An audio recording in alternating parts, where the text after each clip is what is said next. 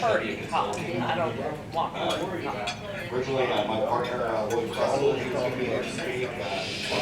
He had a medical emergency and he couldn't be able to attend today. So you're stuck with me.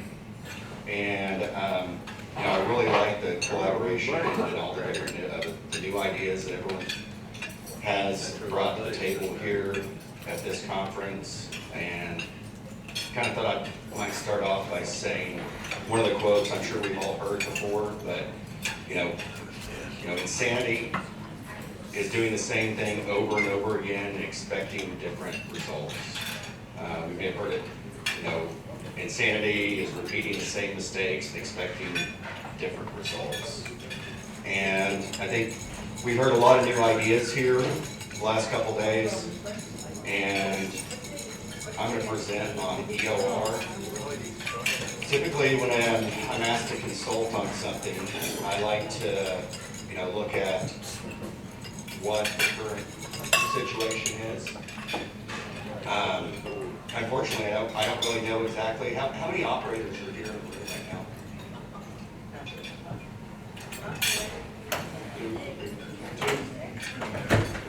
Two operators, three.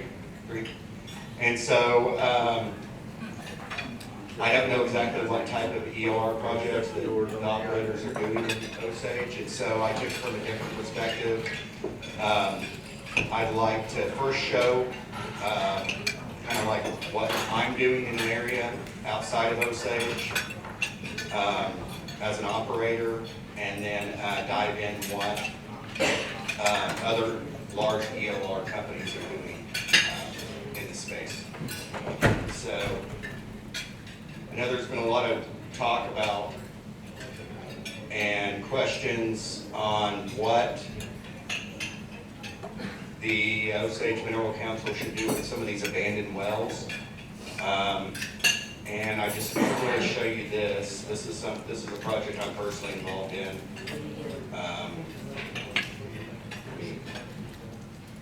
Let me show you. And the point of what I'm showing you here is this is a well we're drilling in Potawatomi County. Right here, originally this well was drilled back in the 70s. And so this is a Woodford shell. This well came up as non-productive. It was capped. They didn't know exactly what they were looking at, but if you look at the well logs that we recreated back in the 70s, let's see, cursor right here, you can show that there's porosity in this. The reason I'm showing it to everyone, I hope when the Osage Mineral Council, they're reviewing these old wells or abandoned wells, one thing is I hope the data is going to be available so you can look at some of these old well logs. For instance, this well back in the 70s, it was drilled, they capped it, they moved on. We've since bought about 420 acres. Drilling in December, we're hoping that there might be, 500,000 to 1 million barrels of oil here. So I want to reiterate that I think there's an opportunity in some of these old abandoned wells, whether that's because maybe technology has changed, or they could have been abandoned for multiple reasons, but there's probably a certain percentage of them that are viable sources still. Any questions before we move on?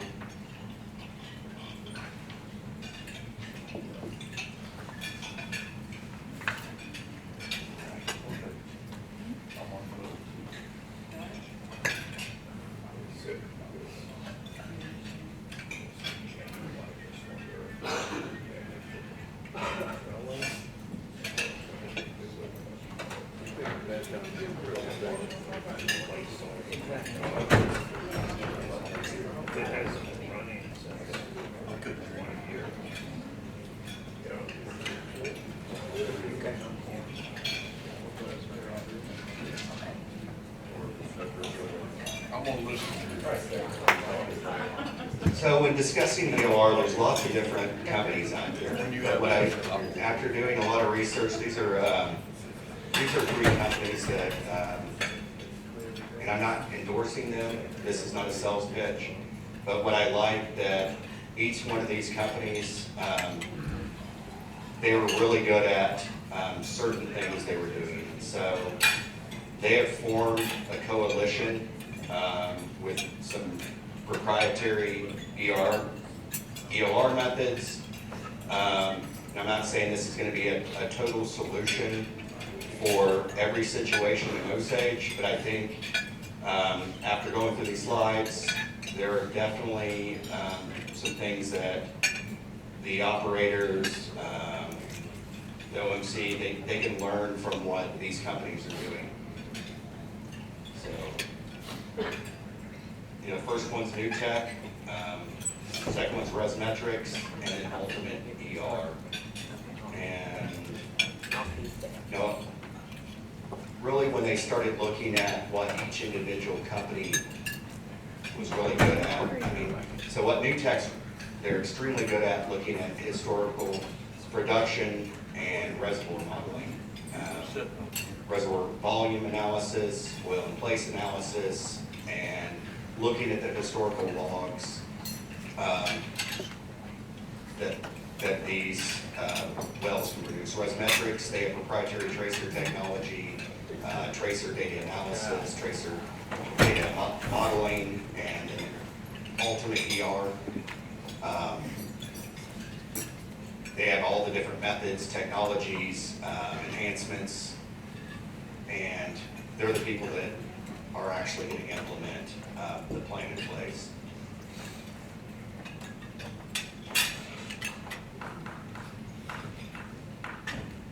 So with this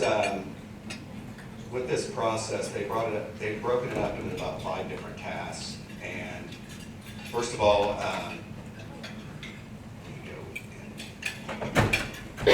a lot of this is really technical, extremely technical data that's probably maybe more pertaining to the actual, you know, more the engineer side of it. But what they want to look at, the very first task is really look at what the reservoir, the area of interest where they think the enhanced production can take place. What I fear is like a lot of times when we're talking about EOR projects, people get by on what they've done in the past, and so they're not necessarily looking at what the current, you know, what the current reservoirs look like now. They're not looking at all the data, and so let me go to here. This slide right here, if you guys aren't familiar with what injection equipment looks like, typically, you know, it's very mobile. You can inject a well in about 2 to 4 hours. For tracer, you can inject it on either, you know, at either a part per million or a BDP injection concentration. Again, it depends on each well that they're doing it. You can do up to about 3 wells per day. It fits in the back of a truck. Where during that sampling process, this is some of the sampling techniques, and I'll get to what we're actually looking at. You're gonna take some water sampling. You're gonna look at, and then you're gonna take these water sampling over a 4 to 8 week period. You're gonna look at your gas sampling. They use ISO tubes for gas sampling. They use the CATS method developed to allow for even a lower detection. Why that's important as far as when gas sampling is because you want to know exactly where that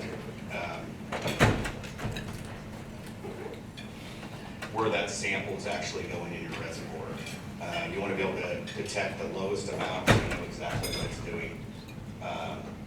So you can determine where your breakthrough is most effectively. So again, let's see. This is a here's task 2. We're going to look at your tracers, injection sampling. So, for instance, this is just an example of one of the projects that we were involved in. We had 6 injection sites on gas, 4 injections on the water. We did, again, we injected CO2. We used some phase tracers in 6 gas injection wells, and then followed exactly where those samples would go. What was really important about that was the lab analysis that went behind that before we did any type of EOR remediation or EOR project. And so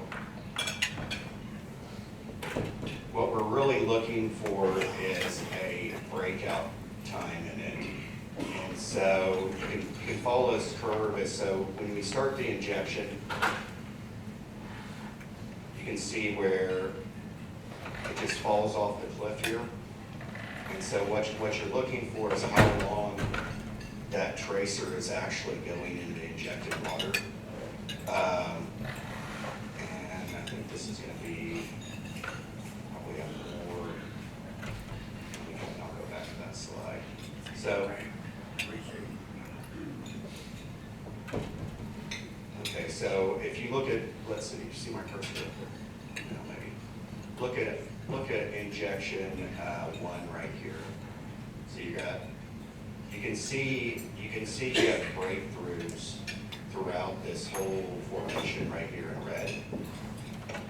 And so when you're injecting the tracers, it's going, there's some type of fracture that's going through all these different sites right here. And so obviously that's not what we want. And so this is what a curve should typically look like. And so over time, you want to see it steadily decline and not just fall off. If it falls off, then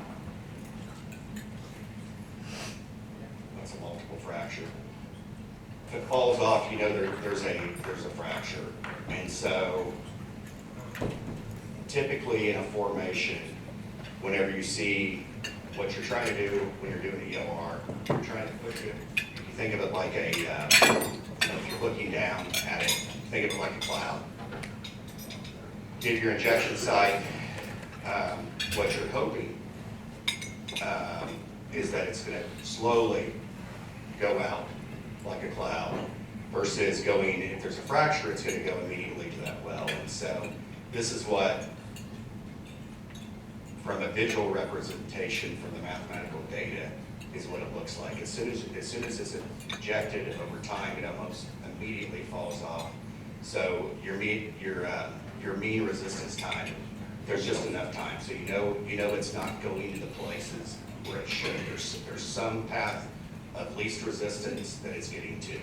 And that can happen not just in one instance, it can happen in multiple instances.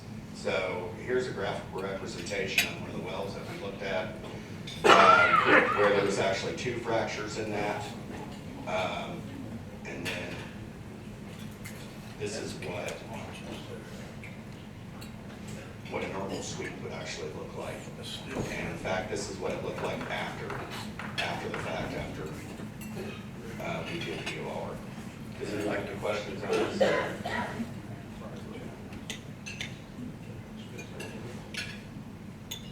It is.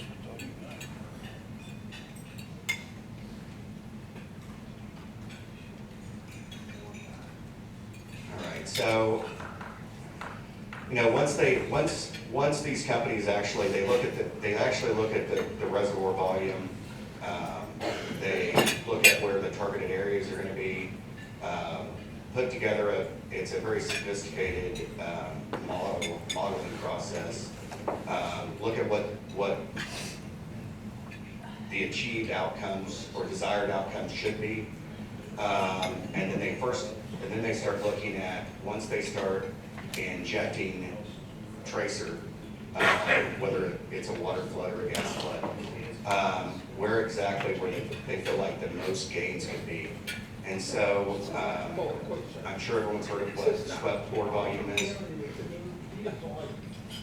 So again, you can look at, so let's look at, if you see injection site 38 here, okay, and so the greatest gains that you could see are this 38 here, and it's going to production site 37 here, and 39. And so you see this targeted area that we have right here, but we have all this up here.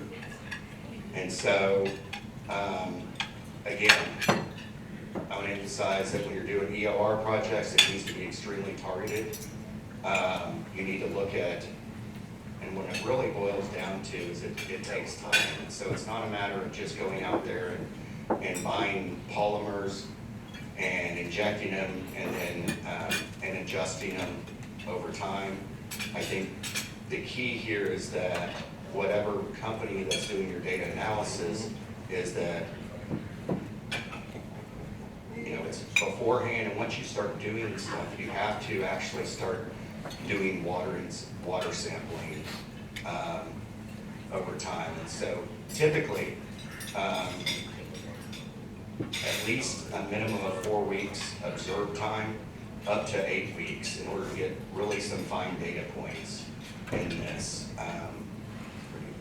What are we looking for?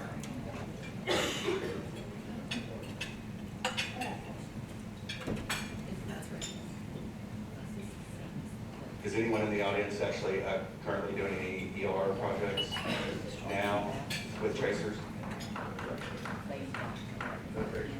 No? Or anyone in the past? Was there anyone taking any water in samplings before or after? Or? No? Okay. So,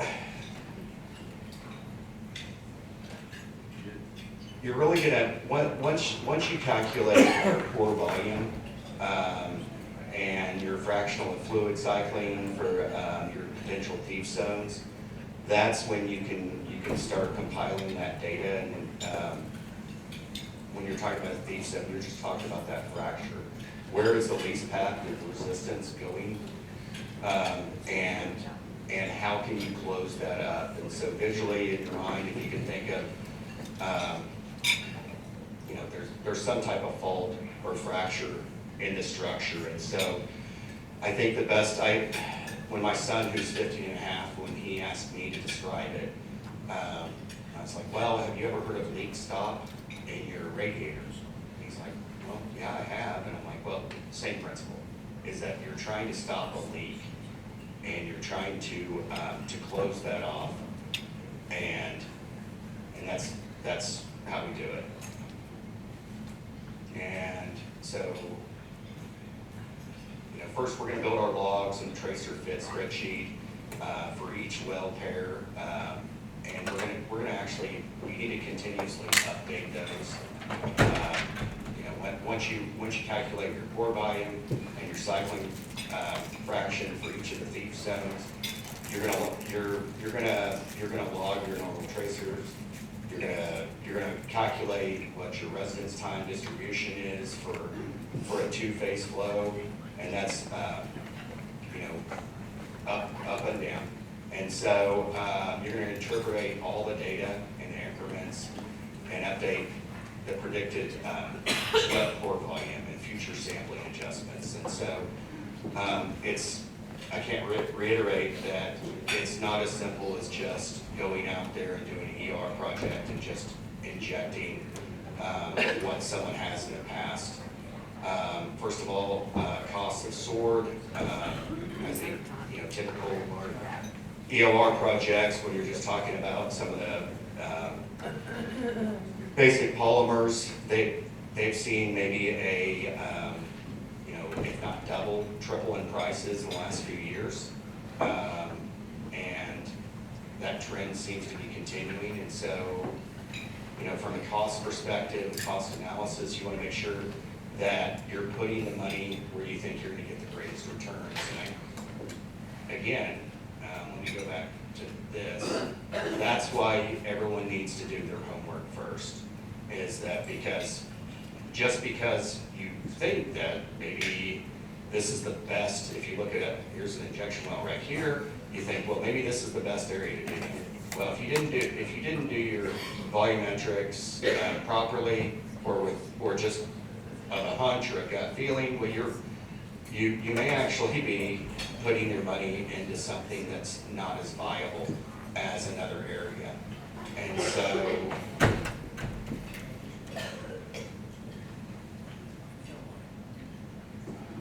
once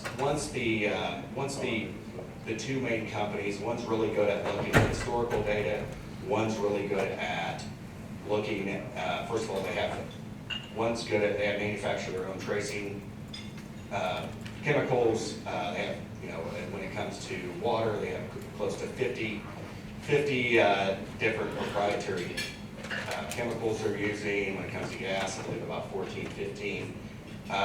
Again, I'm not saying that that's the right company. There's lots of different companies out there that are an EOR, but they tailor those chemicals specifically to the data that's found in the upfront analysis, and then also whenever they're looking at the water analysis. And so whenever that's compiled, a complete report is done, and it should be, whether this is on a small level or a big level, of exactly what these zones you're going to target. Because if you have multiple injection, if you have multiple wells in an area, you want to know exactly how is this going to affect everything. And so what Ultimate EOR is actually doing with the data from their two, I'm going to say they're not sister companies, but two companies that they're working with. Well, what they're really good about is now implementing a plan.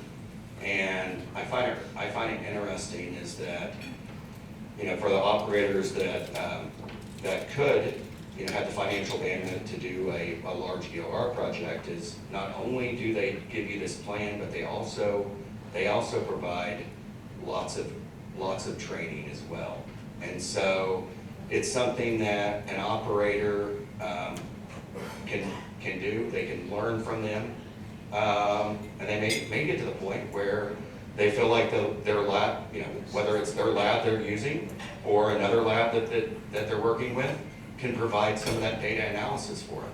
And so it may be something that an operator doesn't have to use all the time, but I think it's key in the beginning whenever an operator may not have the experience to jump in.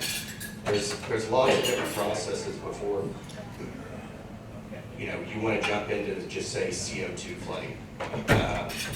You want to make sure that, well, first of all, what's the outcome look like? Is it, how are we going to manage this? How are we going to manage it, this reservoir during the entire time? I mean, is it beneficial to do it? And so, again, you want to look at your volumetrics, your sweep efficiency. So how much of the reservoir is being touched? You want to look at your displacement efficiency, and what that means in layman's terms is how much volume is being moved when touched. And so, and here's something to point out, that displacement efficiency is really moved if volumetric sweep efficiency is low. And so, let me give you kind of a workflow on how this works. Because it may be a place where, guess what, EOR just doesn't work. And so rather than throw money at something that doesn't, there's probably another place where you can do it that's going to be better. And so let me kind of go through the workflow again visually. So first of all, you're going to look at you're going to measure your volumetric sweep. You're going to look at your tracers, your CRM, and then those are just COVOL and Y plots. Those are just really fancy mathematical approaches, and that where they take all the data, plot it, and look to see whether or not it's going to just completely fall off the cliff, or if you do have a fault, you're going to determine the cause of the current operations, and it's like, is there performance needs, is there bypassed oil, is there pattern misalignments, is there spatial variability and residual oil saturation, and then in any ER project, you really need to design the solution based on all that data. And so you can do, first of all, you want to do your pattern optimization, and that's really just, you want to, and then also what's important is you want to do, what type of remediation are you going to do? And so that, that's your performance flood design. So with polymer chemical, what you want to make sure that's tailored to with the desired outcomes and the current reservoir that you're actually in. Without doing your homework first, there's no way to design an efficient and cost-effective EOR. And last, you want to quantify your oil saturation, for that target. And again, that is based on why you do not want to just jump into an EOR project without knowing what your volumes are, because it may be that in an area, without doing that homework at first, that you're targeting the wrong locations, you're targeting the wrong wells. And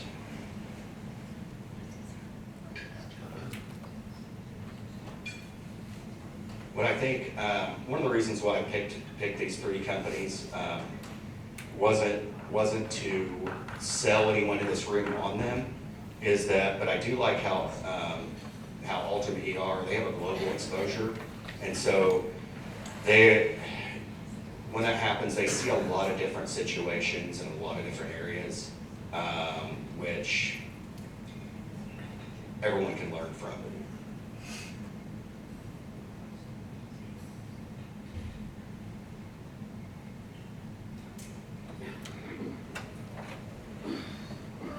So once we get all that information, here's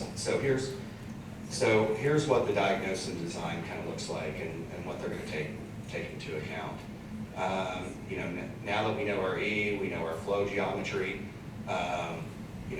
is the volume swept, and what are the expectations from these models? What can we predict? And basically, is it actually, are we going to cause any problems while we're doing it? And it's, once all the data looks good, then you can implement your EOR project, but not until then. And because if your sweep efficiency doesn't look good, there's something off, and you need to adjust what you're doing. You need to make sure that you're taking more samples, and it's an ongoing basis.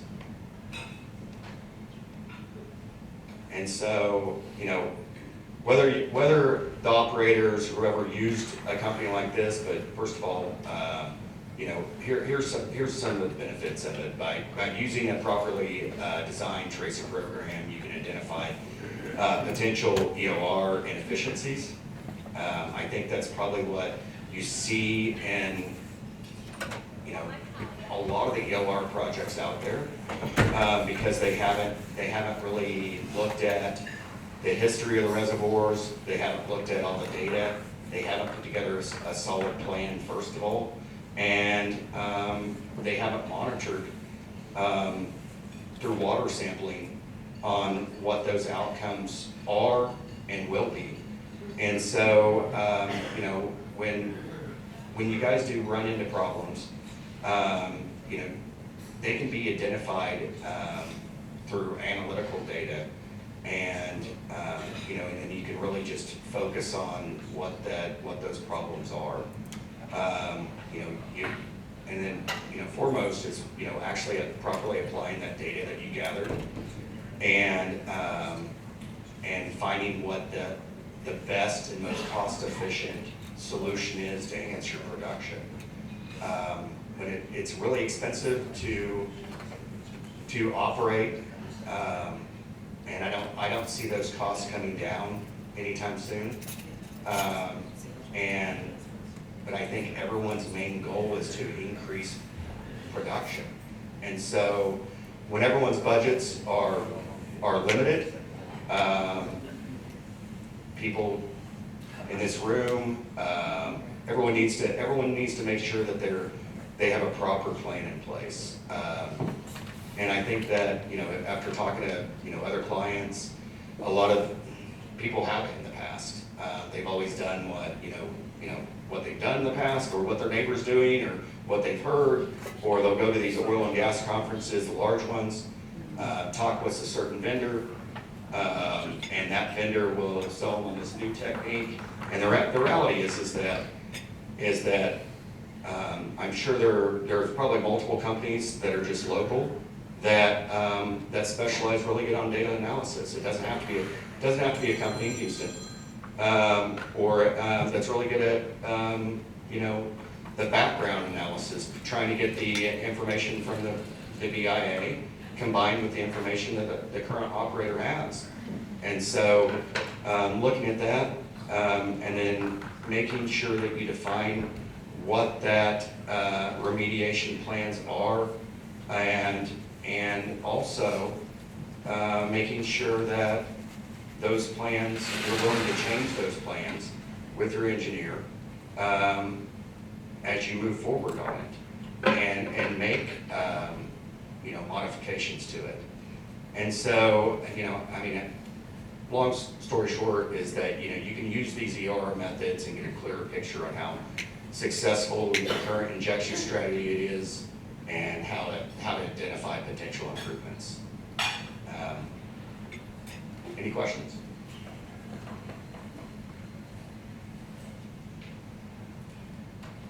Sir, did I hear you say that polymer costs have went up by a factor 2 to 3 times? Well, I was saying EOR, and I may have said polymer. I'm talking about EOR projects have gone up. Okay. Polymer costs have not gone up anywhere near Yeah. that much. How much have they gone up? Oh, no more than 50%.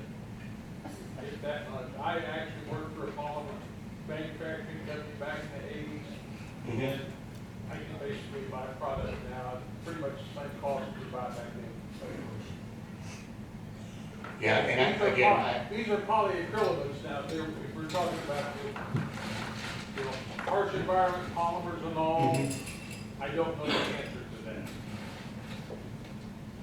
Yeah, I guess, I'm speaking in generalities whenever I talk with some of our clients on what an EOR project would cost them, say 10 years ago, versus what an EOR project costs them now.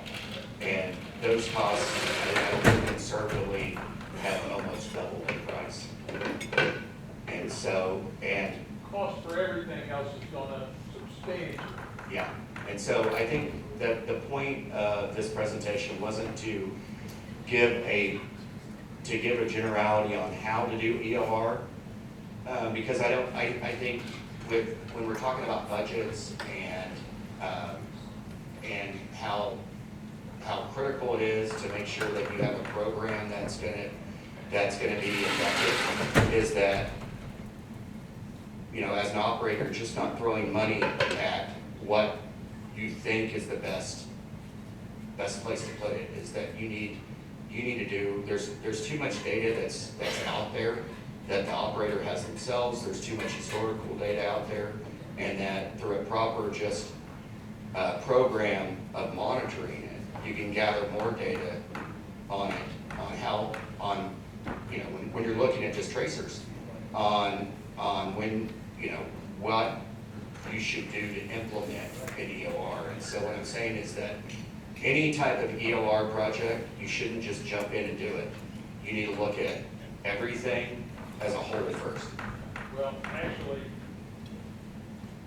I used to work for Phillips Research. We did 3 major EOR projects out of the North Burbank unit back in the 70s and early 80s. And we followed a lot of what you're putting up there, tell the steps and things. We utilize pressure, we use mathematical modeling and all, and I did a lot of that work. And it does work. Yeah. So just to support your point, I agree. Well, thank you.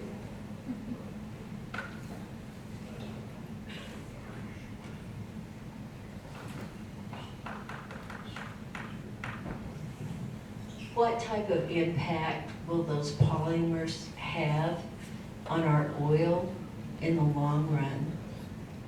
Because if our oil will basically regenerate some of those pools naturally, in the long run, what type of impact are those polymers going to have in the long run? Can you hear me from here? She told me, Well, I mean, theoretically, a proper EOR program, the polymer shouldn't have an impact. But if it's, again, that's why you do your water analysis, and you should be using the right polymers. But do I think that that on EOR projects have the wrong chemicals been used in the past? Yes, absolutely. But I mean, a proper project and a proper program, then there typically is not a long-term effect on it. But one that's not implemented right, there can be disastrous implications. I mean, so I mean, a bad EOR project can hurt your entire formation. And so I think it'd be simplistic to say that, you know, what the long-term effects of polymers are. I think the chemist in the room, he could probably answer what long-term effects are, and he may agree with me or disagree, but I think if you look at the data, you look at your sampling analysis, you know what your water is, and all the other, and everything else in it, then you're gonna pick the right chemicals for that area. But if you are just doing what you're used to doing, what your neighbor, maybe the least cost-effective way to do it, then I think there is a potential for damage.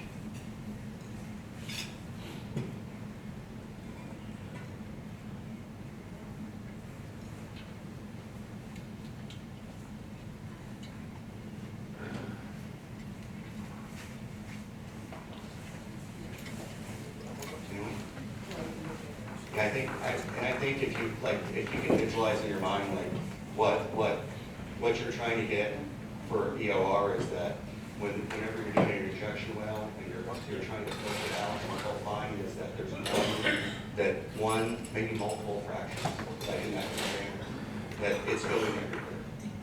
And what they're trying to do is stop that least path of resistance. I mean, from layman's term, that's really so they can efficiently drain what resources are still there. Yes, sir. Just to answer their question, you know, we talk about polymers. Polymers is basically a generic term. There is a very, very broad spectrum of polymers that you can use, and polymers combined with other chemicals that make gels, that don't make gels and all. So it's not an easy question to answer, but basically, other than the polymer gels that actually will block off porosity, polymers don't create any damage to the resin.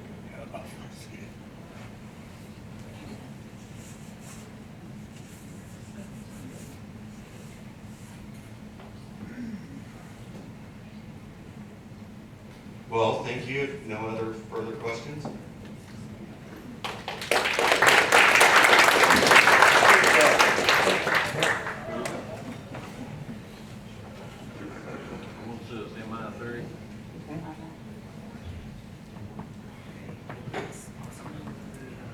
any extra butter?